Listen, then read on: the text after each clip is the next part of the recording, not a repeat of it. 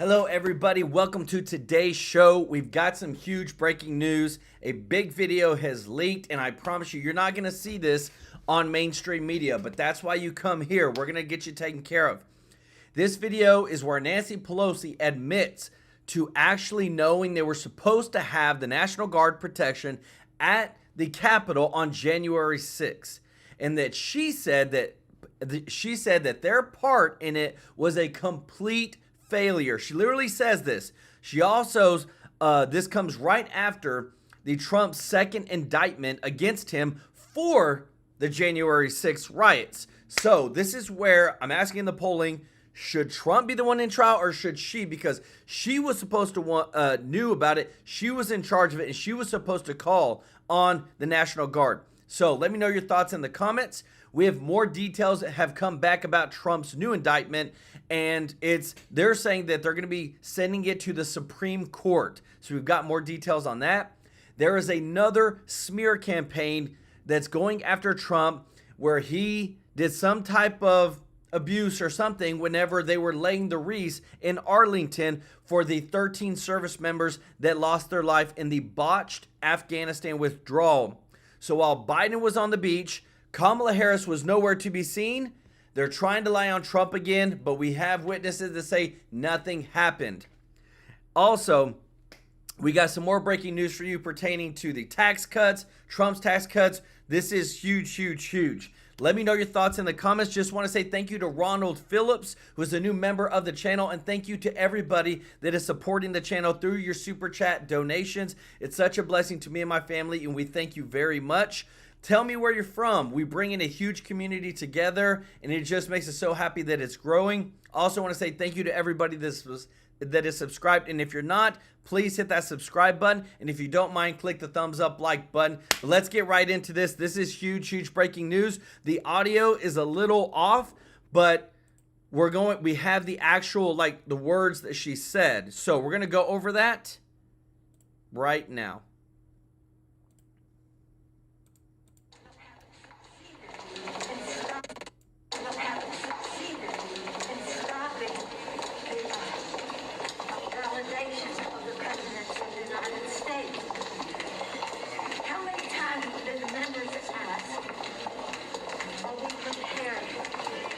She just said, how many times have the members asked, are we prepared?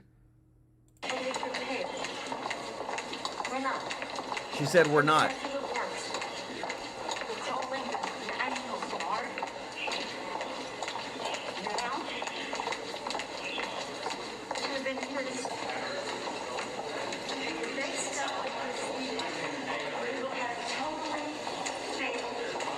She said, we're calling the National Guard. This should not have been here to start, or they should have been here to start. We have totally failed.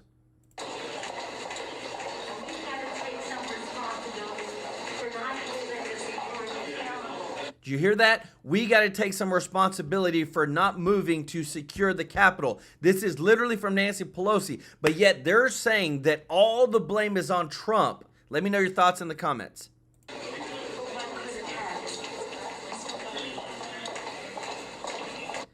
So this video just leaked yesterday, last night. A lot of people are going crazy over it. A lot of people are saying that if she admitted to knowing that they should have secured it, there was members that were asking her to make sure that they had protection. The National Guard was there, that she needs to be held accountable for the January 6th riot because, remember, Trump's not the president anymore. And he told everybody, hey, if you're going to be out there, his tweet specifically said, we need to have peaceful protest. So she was complicit in knowing, and that's why they're saying now that Trump's case is going to be heading back to the Supreme Court. Check it out. Now to a Fox News alert. Former President Trump has been indicted yet again in his election subversion case brought by special counsel Jack Smith. The indictment was revised after the Supreme Court's immunity ruling. The new indictment charges Trump with 4 felony counts of conspiracy, but removes allegations against Justice Department officials. Criminal defense attorney Lexi Rigdon joins me now. Lexi, Jack Smith reframed, let's call it that, the indictment to try and avoid running afoul of the Supreme Court's immunity decision. Did he succeed?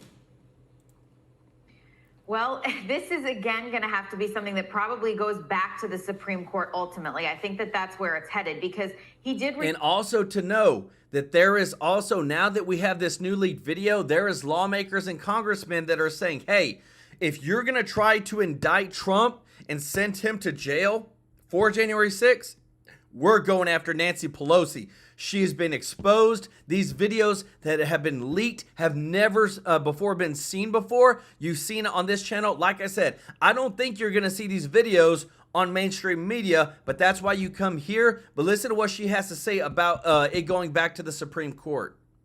Frame it, and he made the bulk of the accusations against candidate Trump, because there is presumptive immunity against President Trump. He had to go with trying to prosecute Trump under his personal/candidate capacity. But that may not work either, or at the very least, they're going to have to probably go back to the Supreme Court for a ruling, because there might need to be a new test, much like the Supreme Court created a test for the presidential immunity, some type of scheme for courts to try to figure out how to parse through that. They're going to also need to do the same thing, because how do you even know what was actually personal/candidate Trump versus President Trump when he was acting as president at the very same time he was campaigning?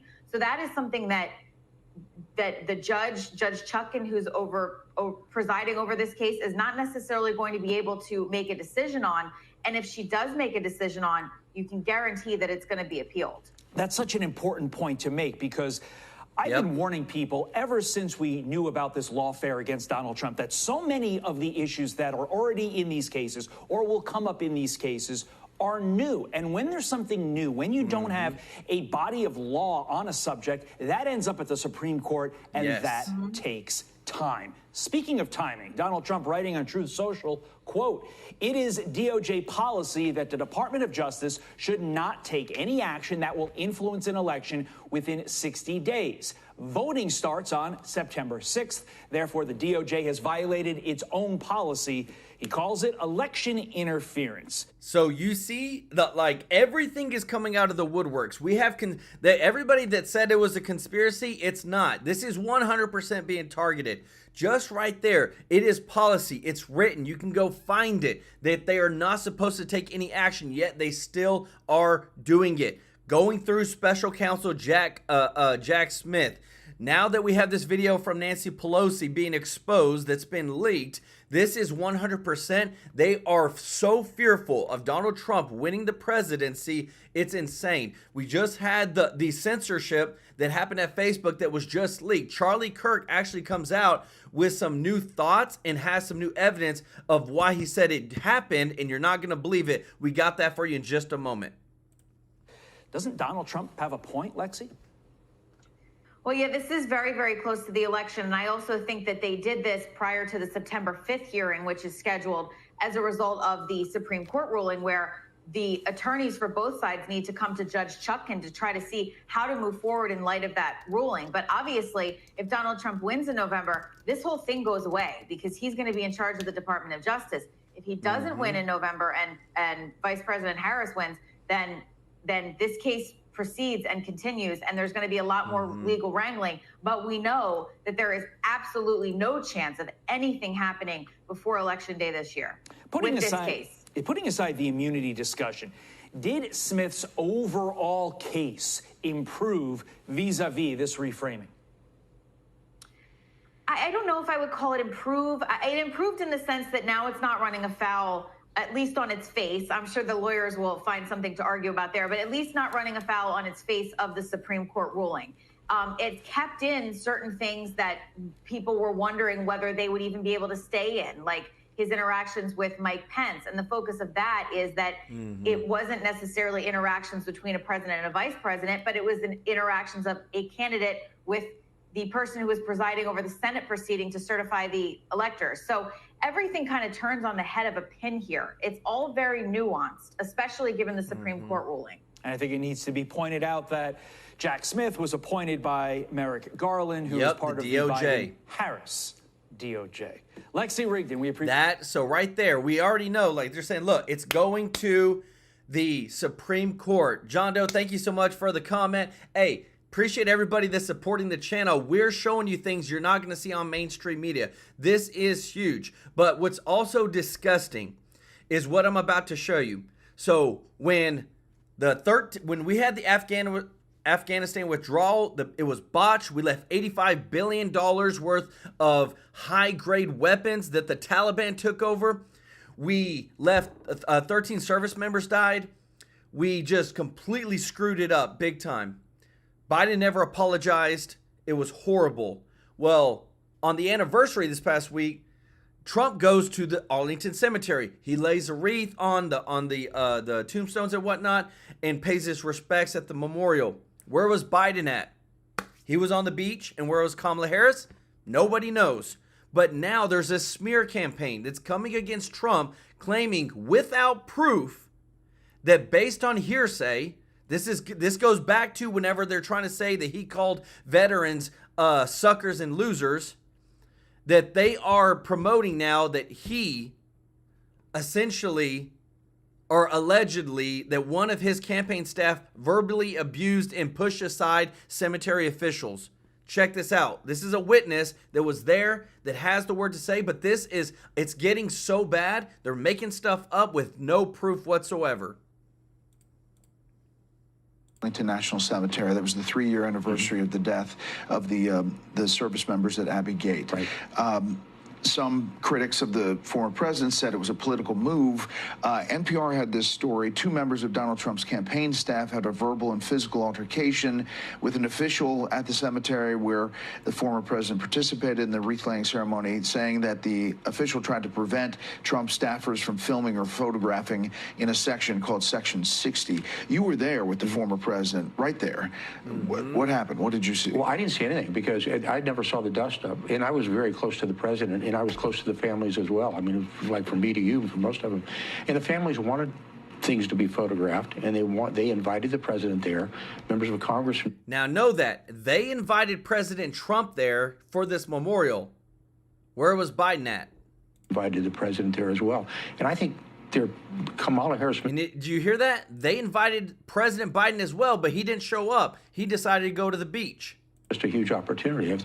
Look, I go back to the dignified transfers that I used to go to with the president and vice president, and you go and you meet the families, and this is honoring the families, and I think they're taking the eye off the ball of what they're talking about on a dust-up, which nobody really saw, because the families wanted these photographs. I mean, when the president when he went to Area 60, where the Afghan and Iraq war veterans are buried, those that were deceased, the families, after he laid the flowers, the families wanted pictures around the headstones and the grave sites. And I saw him do a FaceTime call with a young soldier that had been killed as well. And the families like that. They just want it for their memory books. And this is one that's distracting from what should be the fact that President Trump went to Arlington National Cemetery. Yes. He honored them. And when Americans fall in battle, we should honor them. And the fact that Kamala Harris and Biden weren't there or didn't say very much about it and just put a press release out, I think is a huge mistake. You understand the sensitivity of the critics who say, or the people at the cemetery who say, they just don't want politics being a part of that. Obviously, he's honoring the families, but that issue is a political issue. Oh, well, of course it's a political issue, but you see it. But this is one of those, it should cross all political lines. The fact is that he went. They died under Harris's and Biden's watch. And she's the one who said she was the last one in the room when the decision was made on Afghanistan and the withdrawal. It wasn't President Trump. And so because of those 13 great Americans died at Abbey Gate that day, 3 years ago from Monday, I think she should have at least had the decency and the honor to say, I honor those Americans who fell. And but you didn't see anything. Didn't see anything. And this is where, again, too, they're trying to take a beautiful moment of honoring these fallen servicemen and women, and now they're trying to make a whole thing about this fight. You say, I didn't see nothing. I was with them the entire time. It's all hearsay. They're all trying to make this up. And this is to where the point where we're at, because remember, the whole censorship with X, remember it used to be called Twitter, It's over. Elon Musk is not having it. Thank God he bought Twitter. I know he changed the name to X. A lot of people don't like it. Doesn't matter. People have free speech. Now Facebook, Mark Zuckerberg, comes out and says, look, the Biden administration pressured me. The FBI pressured me. We censored the information back in 2020, but we're not going to do it this year. A lot of things have changed. There's a lot more free speech than there is now than there was 4 years ago. Listen to what Charlie Kirk has to say, because he has some evidence, some news that makes total sense of why everything's getting leaked out right now. Again, it's just a speculation, but you think Mark Zuckerberg would write this letter if he thought Trump was going to lose? No, he would say, Dear Chairman Jordan, I don't have to give you these documents. We do whatever we want to do at Facebook. The future is here. Diversity is our strength. And you won't be in power much longer. No. Mark Zuckerberg is writing this letter because he is seeing something on the back end of Meta, which is America's largest data company, maybe besides Microsoft, is seeing something below the surface that the media might be missing. Meta is much more accurate than a polling firm. If you were to have Mark Zuckerberg alone in a room, and you said, Mark Zuckerberg, you either get life in prison, just hypothetically, or you tell us what you know about the data of who's going to win the election. Which one is it? He would tell you, and he would probably be right. The back end of Facebook or of Meta is worth trillions of dollars, literally. Well, it's a couple $1 trillion company. You think about it, you could see what parts of the country are talking about what issues. You can see what issues are animating what people. You can see, is it really that Gen Z women are as liberal as they say? How about Gen X women? What content on Facebook is resonating?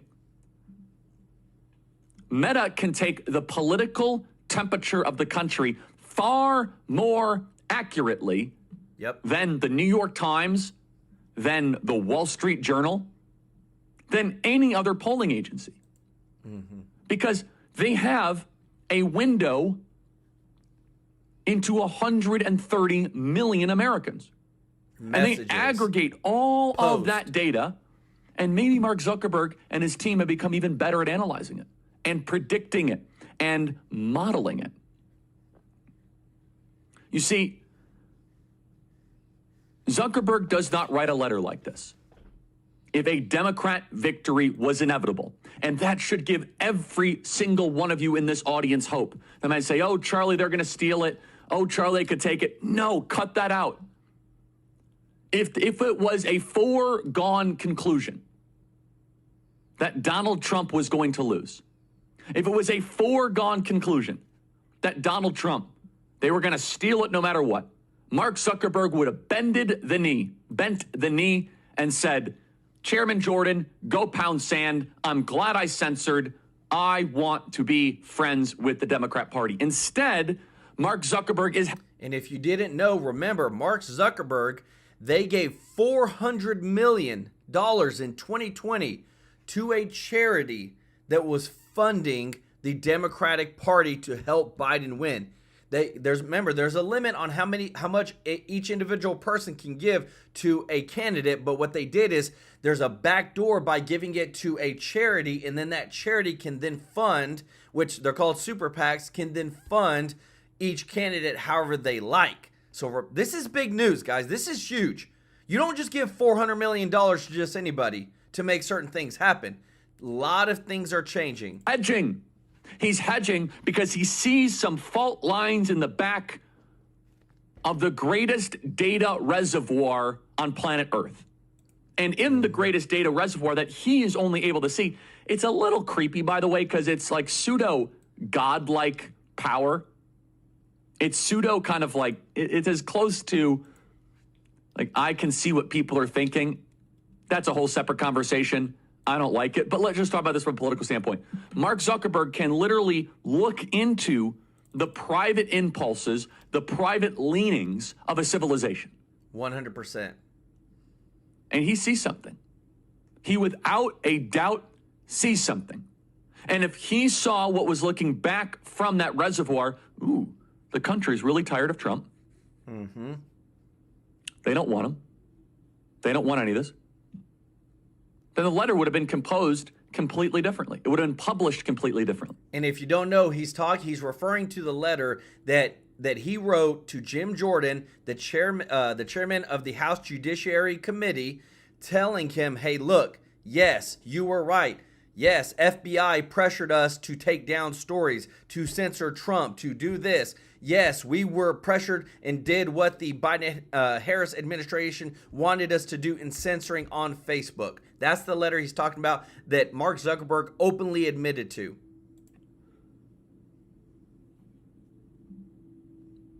And back in 2020, that might explain why Mark Zuckerberg wrote the $400 million check for Zuckerboxes. Yep. It might explain why he wrote the $400 million check to help make Biden's victory possible, because he probably saw in the reservoir of data back in 2020, ooh, the country's not that happy with Trump's handling of COVID. This thing's going to be close. I want to be on the right side of victory, because Zuckerberg is a Zuckatarian. He wants to be on the winning team.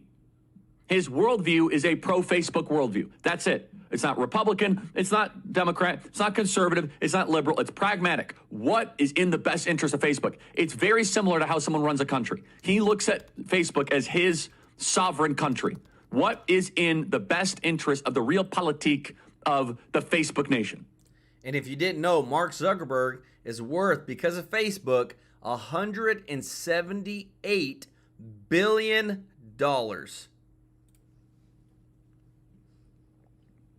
And he has, of course, he has a fiduciary responsibility to shareholders, but he wears Meta within his DNA. Yep. Now, you might say, Charlie, I don't trust Zuckerberg. That's exactly why this letter is so interesting. Mm-hmm. It's a public letter where he is signaling to you contrition and near apology to the very regime that is currently in power, by the way, but might soon no longer be in power, because Zuckerberg wants to be able to be close to Trump if Trump wins. Yep. And he might see the rumbling, the writing on the precursors, wall, the tremors before a political earthquake.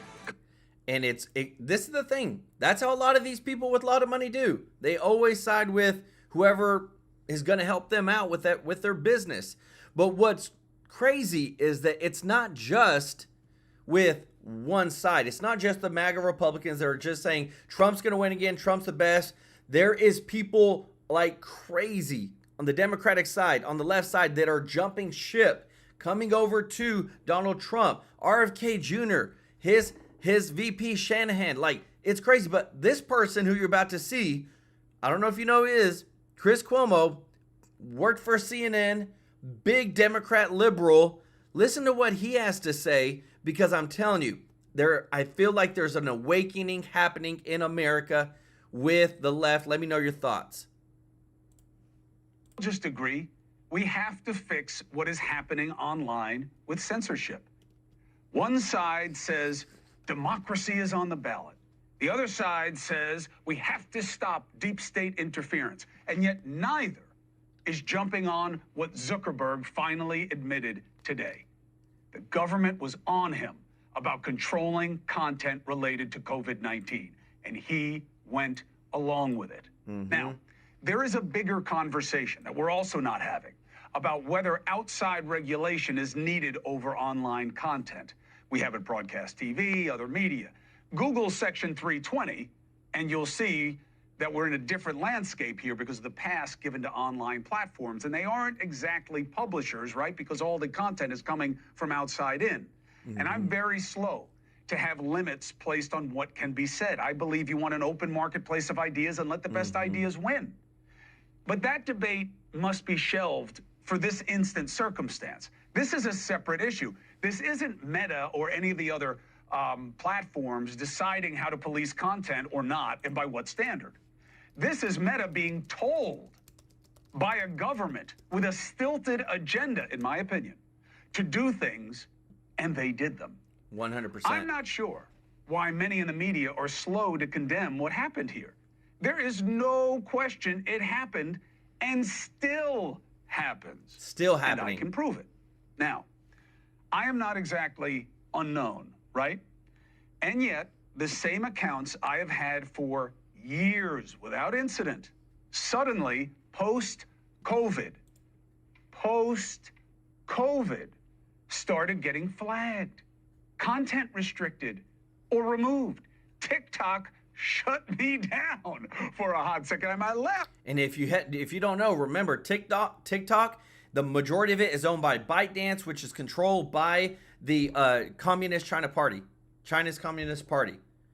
And the thing about it is even whenever it came to Elon Musk and his interview with Trump, when people were trying to stream it, TikTok literally took the videos down and wouldn't let them stream it. Because who does that to a member of the media? I've had 8 videos removed from TikTok alone for violating community guidelines. This was all stuff I put on TV. Once removed, nobody gets to see the videos except you if you're signed into the account. Now, TikTok has since restored all the videos. It was a mistake. It wasn't a mistake. They got caught. Now, what? Maggie Reagan's just said, come on, this CNN reporter. He does what the government tells him to do. They're the same as Zuckerberg, no different. I'm not doubting that they're getting paid to say a lot of this stuff, but what I'm showing you is that it's not just to people on the right anymore. It's not just to a lot of conservatives. It's to literally people on the Democratic side and the left that aren't aligning with the far-reaching progressive stances. That's where we know that something is really, really operating and controlling behind the scenes. Thank you for your comment. What were the videos about? Well, I was naked. No, I'm kidding. 3 about the vaccine, 3 about COVID, 1 about Gaza, 1 about that horrible case of that kid who was put on the treadmill by his diabolical father. Brianne Dressen, remember her? The mom suing AstraZeneca for the vaccine trial. Caroline Stanczyk, remember her? The soldier that was injured by the vaccine and the military was messing around with her until advocates got involved. Dr. David Petrino, saying that people get more sick after having COVID. I know that's true. I have long COVID. Podcast video about vaccines under Trump versus Biden. Flagged. What? Arwa Damon, live from Gaza, talking about the pain and suffering. Now, that one was probably about Gore and talking about Gore, which is, again, a different conversation, really. Me talking about the Corey Michelow case, which was the treadmill abuse. Remember that little beautiful kid? A tease for my Substack that we do on long COVID, which you should check out if you're into longevity or long COVID. But we're just talking COVID and how to get better from it. We're talking about the significance of mitochondria with Dr. Robin Rose when you have COVID and long COVID. Banned. Okay? Banned. Here's the proof. Banning a journalist from posting what I've already aired, mind you. After further review, your account will remain. So ask me this. Why is it okay? YouTube hasn't done this to him. X hasn't done it to him. Facebook hasn't done this to him. But TikTok. This is why you got to be careful with TikTok because, again, the control by the Chinese Communist Party, ByteDance, that's why it's a it's an app that you just need to be very careful about because they can get a lot of your information, but they want to control the narrative. Permanently banned due to a violation of our integrity and authenticity policy. Now, what are the guidelines that I violated? They don't tell you. But here are the different little bullet points. Safety and civility, mental and behavioral health, sensitive and mature themes, integrity and authenticity, regulated goods and commercial activities, privacy and security. They're all BS. They're all amorphous BS pockets that they could put anything in. Now, look, here's the truth, okay? They clearly have keyword identifiers in algorithms, okay, that are monitoring content. Yep. And they are obviously looking to flag COVID and vaccine and other things. Now, that is not wrong on its face. It depends what and why. We all know there's a lot of BS out there on these issues, flagrantly abusive of fact and circumstance. A research report in 2020 showed nearly 20% of videos presented by TikTok search engine contain misinformation. on topics ranging from COVID-19 to January 6th, the insurrection, whatever you want to call it. I don't think it was an insurrection, but that doesn't matter. There are two real problems here for our democracy, okay? And they are everywhere online, including Twitter.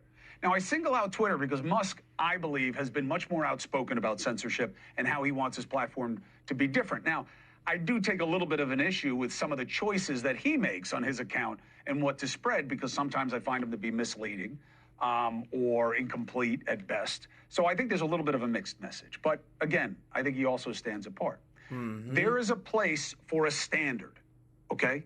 These platforms have the manpower and the capability to do much better, especially with AI advances. Artificial intelligence really can change this. And we know they can do better. How? Because of the advances they've made in their ability to place ads and increase traffic and revenue. If they can place ads and have their algorithms strategically do well enough to make sure that people see the right videos or they see the right ads and whatnot to make their companies a lot of money, they can 100% make sure that people are seeing the truth. Because again, too, there's stuff that we're seeing now that's never been shown before. These are videos that are coming out of the woodworks. Right now, there's a new Kamala Harris video that is breaking X. A lot of people are upset about it because unfortunately, we've had a lot of things that have happened at our schools. I can't say the words. You know what it is. It's very, very bad. And children's lives have been taken. Well, you would think whenever somebody like that goes to do that great amount of harm, they're going to go to a place where the people there can't protect themselves. They don't have the things, the necessary tools. You know what I'm talking about. You know, I got to make sure I stay safe with this video, YouTube and whatnot guidelines, but they got to make sure that they protect themselves. But those people go to places where they don't have the protection, and that's why they're able to do the harm that they can. Listen to what Kamala Harris says about this in this newly leaked video.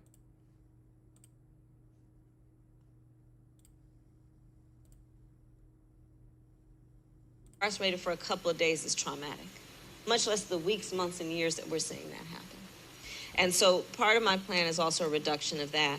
And then also, again, what we need to do about demilitarizing our schools and taking police officers out of schools.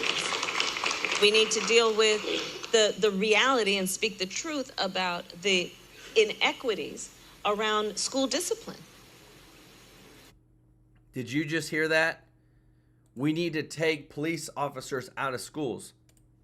So your theory to make schools more safe is to take away the very protection that they have in them by certified people, and you want to take that out.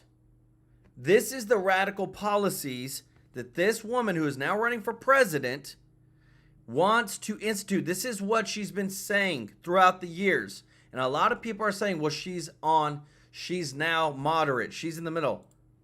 Look, she is who she is. At her core, she's always said these things. And it's only within the past 3 months that she has, not even 3 months, 2 months, that she has changed most of her policy stances. But what we need is more things like what you're about to see here. Because this election needs to be free and fair. And we need protection from it like no other. Remember, the DNC, the Democratic National Convention, is literally suing Georgia Election Board because they're trying to make the election more secure. They're literally suing that for them. And now the RNC is suing the states because they're not being fair to Republicans when it comes to poll watchers. In Detroit, they have 2,100 Democratic poll watchers, but they only have 300 Republican. In Wayne County in Michigan, they have over 2,300 Democratic poll watchers, but only 50 Republicans. Check this out. State. We have strengthened penalties for people that come here illegally and commit crimes. We've also made sure We don't issue ID cards, driver's licenses to people here illegally. We don't allow counties or municipalities to do it, and we don't allow private organizations to do it because that's what they started doing. They'd have some group just issue these ID cards for people here illegally. We don't do that. We don't recognize any of that, and we don't recognize ID cards, driver's licenses for illegal aliens from places like California, which they print those like hotcakes. They give them benefits. They do all this stuff. That's not the way it works here in the state of Florida. So we're proud of taking those actions. I think it's been meaningful overall. There is so much that Florida is doing in the way that I like how DeSantis speaks. Now, he did run against Trump, but right now people want Trump back in office. But his policies, I think, are one of the best. And complicitly just saying, look, we don't do things that are illegal. We're not going to try to circumvent it. We're not going to try to be empathetic to illegal matters of any sort. We're going to do what's right. We're going to put Americans first, and we're going to make sure that we have free and fair elections. And that's why we will penalize and criminally charge those that try to circumvent that. That's the type of things that we need, not just always trying to cover it up or try to give an excuse. But check this out. Harris now says she supports spending $650 million to construct new barriers and shore up old ones on the border. Congressman, will voters let her get away with this? Voters better not. Look, that's why the Democrats didn't have an open primary. That right there. Because you could not win a primary by saying you support any type of border security. The Democrat Party's been taken over by the anti-Israel wing, by the open border wing, and she never would have made it through a primary with that position. So they protected her through a primary. Kamala Harris's position now on the border will go down in history as the biggest presidential election flip-flop since Bill Clinton announced the era of big government is over. When Kamala Harris was saying that, the clip that you showed in 2019 and 2020, people like me who were saying that we have to have a border wall, we have to secure that border, we were being called racist by the mainstream media. We were being called racist by the state Democrat parties around America. Now they think it's fine because they've accomplished their goal. They've let millions and millions of people in the United States, and now they realize it's unpopular. So now they're trying to triangulate the issue and say that, yes, they will be for border security, when I hope that every American can see through this. Do y'all remember that? Like, let's be real quick. I mean, it's not that, like, we're not here on True Life. That's why we're called True. But, yes, they literally called Trump racist. They called so many Republicans racist and all this because they wanted a border wall. And now Kamala Harris is running that she's going to spend $650 million to make the border wall more secure, to add more security, to hire thousands of border agents to finish the wall. Like, if there is any more gaslighting and just spitting in the face of Americans, I hope people see this. I hope people see this video because this is what we need to get the truth out there. Can deal with this. A current top campaign advisor for Harris was a key voice in pressuring Facebook to censor posts about COVID. Congressman, is Harris married to censorship? Absolutely. And thankfully, Zuckerberg came out and admitted that. We knew that was true because Elon Musk had said that in a House Oversight Committee almost a year and a half ago. And he implied that what happened to Twitter happened to Facebook as well. That is wrong. Not only were they encouraging censorship, they were telling the social media companies things that weren't true, that they knew weren't true. They were lying and asking them to take that position. When they said the Hunter Biden laptop wasn't real, they had that laptop for over a year. So this is not only censorship, it's criminal behavior, what's happened with the Biden-Harris administration in trying to lie to the people to interfere in an election, which is what they did. That's what it was. It was election interference. They covered up the Hunter Biden election laptop, interference right before the election. Congressman, thanks for joining us. us. I'll tell you this. I feel like, honestly, Kamala Harris shouldn't even be able to run for what she has done with the border, with where things are at. I feel like she has lied to the American people. She has flip-flopped. She had the lowest approval rating of any vice president in the history of them doing these polls. but now she's supposed to be the savior for the Democratic Party and for this nation. I call BS. Let me know your thoughts in the comments. But this is where, again, too, more stuff is coming out about Kamala Harris. 40 days of no interviews. Kamala Harris and her vice presidential pick, Tim Walz, will finally sit down in front of a camera tomorrow. But is this some of what we can expect from the vice president? This whole thing about the border, we've been to the border. We've been to the border. You haven't been to the border. And I haven't been to Europe. What else? Man, when I see that clip, I literally think there's no way we're living in reality for her to say that to the American people and it be okay and nobody not hold her accountable to that. Let me know your thoughts in the comments. Are you going to do to fix this problem with inflation? All right, thank you.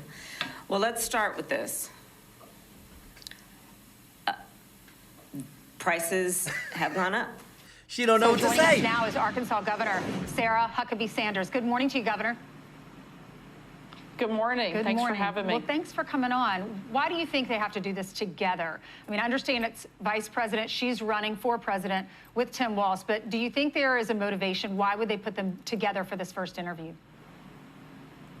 Of course there's motivation. They know that Kamala Harris can't get through an interview all by herself. Nope. There is not a lot of confidence in somebody to become the leader of the free world and ask people to make her president of the United States when she can't even sit down with an interview. And this isn't even a tough interview. This is on CNN. This is one of their media allies. She should take... And if you didn't know, so she's not doing the interview by herself. It's going to be pre-recorded, so they can edit out anything that they want to, and she's doing it with another person. Opportunity to show the American people that she can handle hard questions. It's clear that her own team and her own party think she needs a babysitter, and that's why they're putting her vice presidential nominee on the stage with her so that he can step in and answer questions if things go like the clips we just saw, like she has done in previous interviews. Some former Democrats are teaming up with Donald Trump. You had Tulsi Gabbard just yesterday or the day before, I think, and then RFK Jr. over the weekend. They're joining his transition team. So why do you think the GOP is appealing to independent voters and to some Democrats?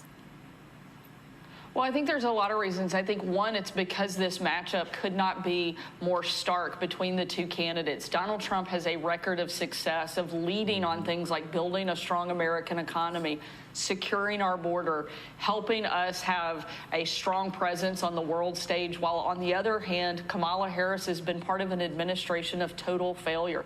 Look at everything that has happened in the last 4 years. She has to own that. She cannot run away from it. And even prominent Democrats don't have confidence in her ability to lead this country. She was the laughingstock of the Biden administration just a few months ago. Yep. And now the hypocrisy is so unbelievable. They want us to believe that they truly think that she can take this job on. I think that the fact that they're not letting her do an interview by herself tells us everything that we need to know. She is not prepared to lead the country. Donald Trump is, because he's shown he can do it. Even prominent voices in the Democrat Party see that, and they're joining the ticket and starting to campaign for him around the country. And I think it's a great thing that he's building this huge coalition that will help push him over the top in November. You know, Governor, you have implemented something in your great state of Arkansas. The school year's kicking off, so you're offering these statewide grants to keep kids off of their phones when they're in school. It includes So I'm telling you this, there is so much that is happening. We've got so much news that is breaking, and we're bringing it to you. Like I said, the video that's at the beginning of this stream, which whenever we get done, you can go back and check it out. You're not going to see that on mainstream media, where Nancy Pelosi herself says that we knew they were coming. Members of Congress asked us to put protection, and we didn't do anything. This is a failure on our part, and we need to take responsibility for it. She literally said those words. So now that they've indicted Trump for the second time on this same case in Washington, the special one of the lawyers came on and said that it's going to go to the Supreme Court. They're going to have to make that decision again. But now that we have this leaked video we've never had before for Nancy Pelosi exposing her, that she knew she should have done something. Yes, she hung back so that it would look bad on Trump. That is something that she needs to answer for. She needs to be held accountable for. Just want to say thank you to everybody that's watching. If you're not subscribed, please hit that subscribe button so we can serve you every day with the top news. And also, too, don't forget to hit that thumbs up like button. It really does help to grow the channel. And just want to say we really appreciate the blessings that you give to us on this channel through your super chat donations. We couldn't do this without you. Me and my family are so grateful to everybody that watches, that likes these videos, that donates, because we're here to serve you. This is True Life News. We're going to give you 2 shows a day, Monday through Friday, and 1 on the weekends to make sure that you have the most breaking news possible. I don't care if it's from CNN, MSNBC, from X, Fox, wherever. We want you to be informed. We love you. Thank you for helping us grow this community, and we will see you in the next one. Take care.